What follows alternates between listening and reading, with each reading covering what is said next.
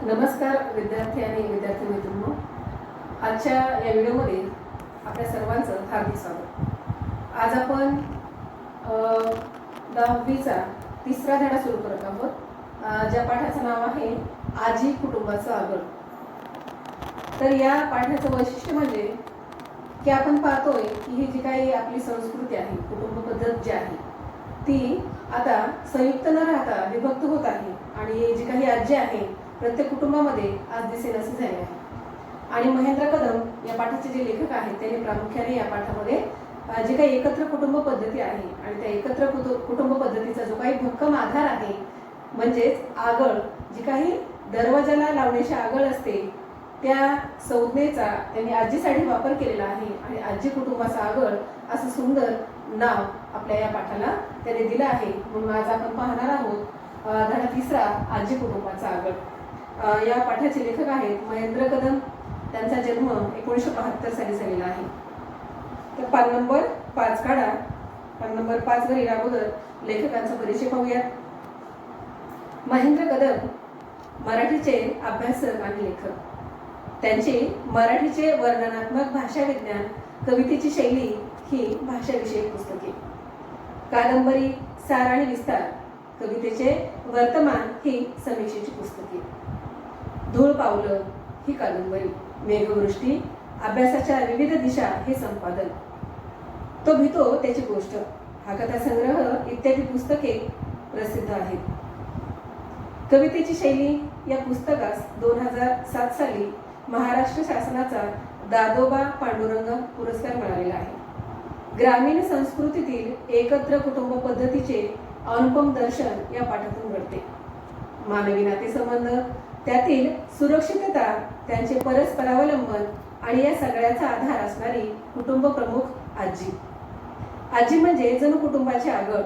ग्रामीण घरांची रचना, ग्रामीण जीवनशैली यावर पाठात प्रकाश टाकला आहे। कौटुंबिक नातेसंबंध जपण्याचा संस्कार हा पाठ करत आहे। त्या काळातील मुलांचे खेळ, त्यांना मिळणारा रानमेवा अशा अलीकडील काळात दुर्मिळ झालेल्या गोष्टींचे वर्णन या पाठात वाचायला मिळते। ग्रामीण संस्कृती म्हणजेच ग्राम संस्कृती हा भारतीय संस्कृतीचा पाया असल्यामुळे ग्राम संस्कृतीचे महत्त्व जाणण्याचा संदेश प्रस्तुत पाठातून मिळतो।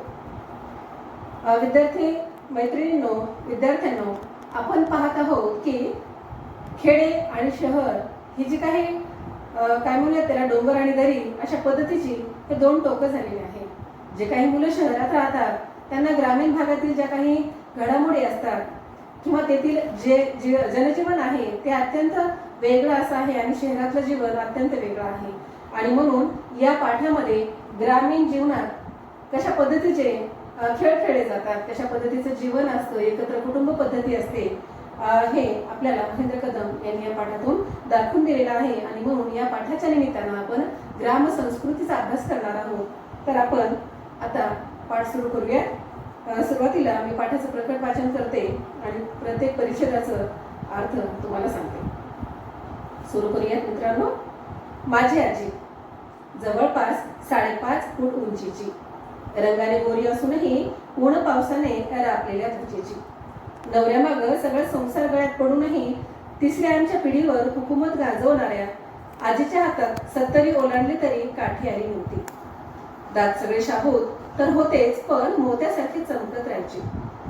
डोकीत एकही केस काळा नव्हता, विशाल कान, धारदार नाक, चेहऱ्यावर सुरकुत्या पडूनही तरुणपणाच्या सौंदर्याची जाणीव करून देणारी चेहऱ्याची ठेवण, ताटकना, पायात जुन्या वळणाच्या नालाच्या वाहना, अंगात चोळी आणि हिरवं व लाल अशी 2 रंगाची नऊवारी इरकर लुगडी, कपाळावरचं गोंधन दिसू नये म्हणून त्यावर लावलेला बुक्का।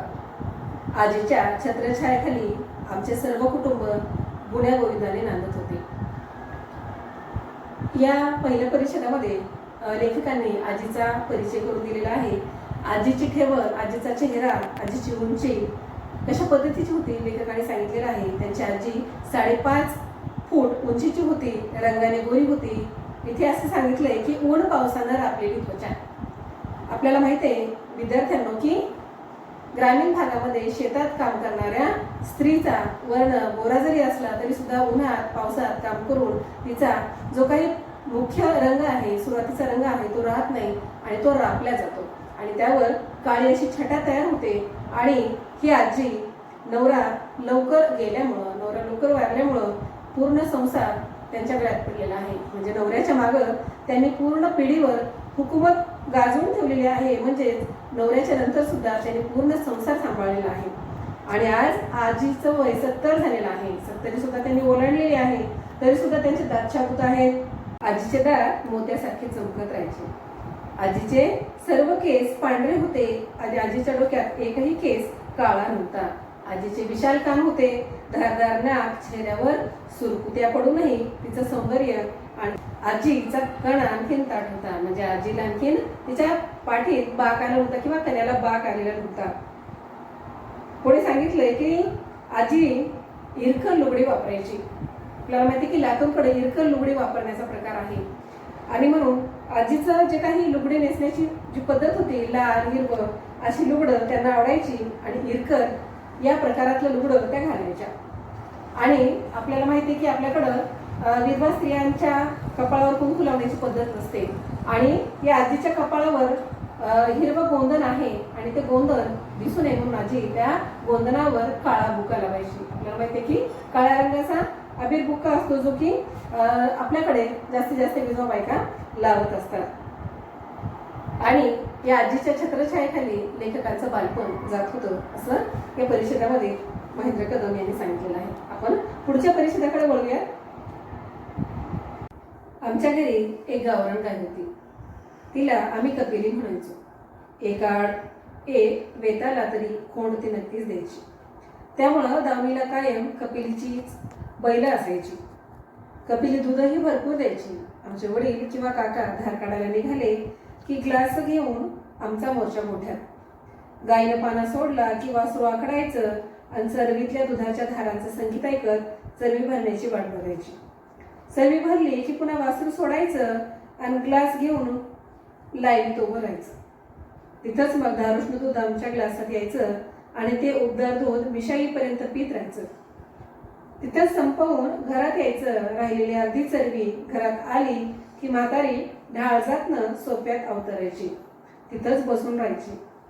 हातातील माळेचा एक मणी ओढत काहीतरी पुटपुटत राहायची. कारण एकच माझ्या आईने व धाकट्या चुलतीने चहा करून पिऊ नये म्हणून सक्त पहारा द्यायची. 4 घरच्या 4 सुना नांदायला आल्या. त्यांचा कुणाचा भरवसा द्यायचा. कोण कुणाच्या लेकराला किती देईल खात्री नाही. म्हणून आम्हाला गोठ्यातच दूध मिळण्यावर आजीचा कटाक्ष असायचा. आजी तिथं बसण्याचं आणखी एक कारण होतं. आमची आई थोरली होती. आपण बसून जावांना कामं लावायची. खरं तर आजीनं सगळ्यांना कामाच्या वाटण्या करून दिलेल्या. कुणी किती दिवस भाकरी करायच्या, कुणी धुणं धुवायचं, कालवण कुणी करायचं, भांडी कुणी घासायची, हे सगळं ठरलेलं असायचं. आणि आठवड्यानं प्रत्येकीचं काम रोटेशन प्रमाणे बदललं जायचं. प्रत्येक काम आलंच पाहिजे यावर आजीचा भारी कटाक्ष. येत नसेल तिला ती शिकवायची, पण कामातनं कोणाची सुटका नसायची. भाकरी करपल्या की करणारीला लाखोली. सरपण नीट नसलं की गड्यांची फजिती. या परिषदात लेखकांनी आजीच्या वागण्यातील कटाक्ष, आजींचा अगदी सर्व सुनांवर आणि त्यांच्या वागण्यावर कसं लक्ष होतं हे सांगितलेलं आहे. त्याचबरोबर गाईचं ताजं दूध सर्व नातवंडांना अगदी ताजं मिळालं पाहिजे, त्यांचं आरोग्य व्यवस्थित राहिलं पाहिजे याकडे सुद्धा आजीचं लक्ष असायचं. सर्व सुनांना सारखीच कामं आली पाहिजे यावर सुद्धा आजीचा कटाक्ष असायचा. या परिषदात लेखकांनीही सांगितलेलं आहे. आपण पुढच्या परिषदाकडे वळूयात. स्वयंपाक झाला की आधी आमची बाळगोपाळांची पंगत बसायची. आजी पुढं सरकायची आणि आमची आई जेवायला वाढायची किंवा कुणी काकीही. पण वाढतानाही आजीचा जागता पहारा. धपाटे घालू खाऊ घालायचं. कुणाला खरकटं ठेवू द्यायचं नाही. आमच्या जेवणानंतर रानातल्या भाकरी बांधल्या जायच्या आणि नंतर सगळ्या बायका मिळून जेवायच्या. 10च्या दरम्यान पोरांना शाळेत पिटाळून दुपारच्या कामाचं नियोजन करून मग आजीची स्वारी ढाळजत येणार. बसता बसता झोपी जाणार, पण झोप भारी सावध. कुठंही खट्ट झालं की आजी तट्ट जागी, काणूसा घेऊन पुन्हा डोळं झाकणार. झोप होता होता गलीतल्या बायका जमल्या की वाकळ शिवायचा असो, शेंगा फोडायचा असो की धान्य निवडायचं असो, सगळ्या मिळून एकमेकींची कामं करायच्या. गलीतल्या बायका येतानाच काम घेऊन यायच्या, गप्पा व्हायच्या, सासूरवास जाच अशा सगळ्यांच्या चर्चा.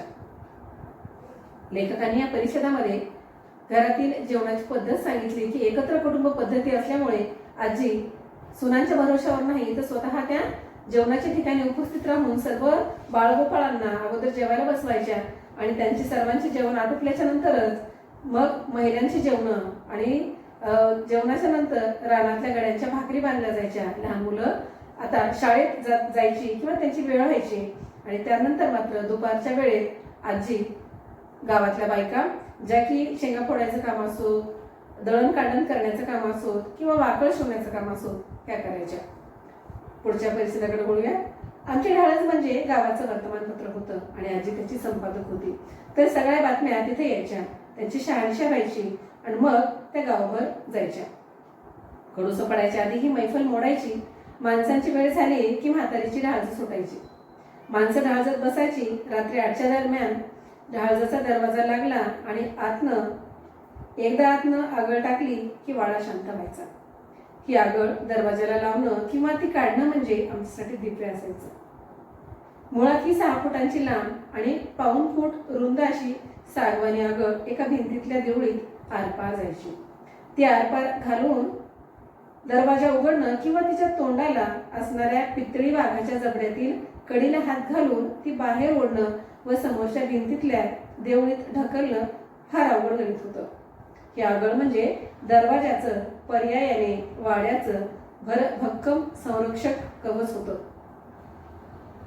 दुपारी ही एकदा आगळ टाकली की उन्हाचं सुट्टीचं आम्हाला बाहेर पडायला संधी नसायची. तसाच रात्री त्या आगळीचा आधारही तितकाच वाटायचा. या परिच्छेदात लेखकांनी आपली आजी म्हणजे गावच्या वर्तमानपत्राची संपादक होती असं सांगितलं आणि त्याचबरोबर लेखकांनी या परिच्छेदामध्ये आपली आजी कुटुंबाची आगळ आहे आणि या कुटुंबासाठी जे काही वाडा होता, घर होतं राहण्यासाठी, तर त्याची जी संरक्षण भक्कम असं संरक्षण म्हणजे ती आगळ होती, सागवानी आगळ, जे की 6 फूट लांब आणि पाऊण फूट अशी रुंद होती.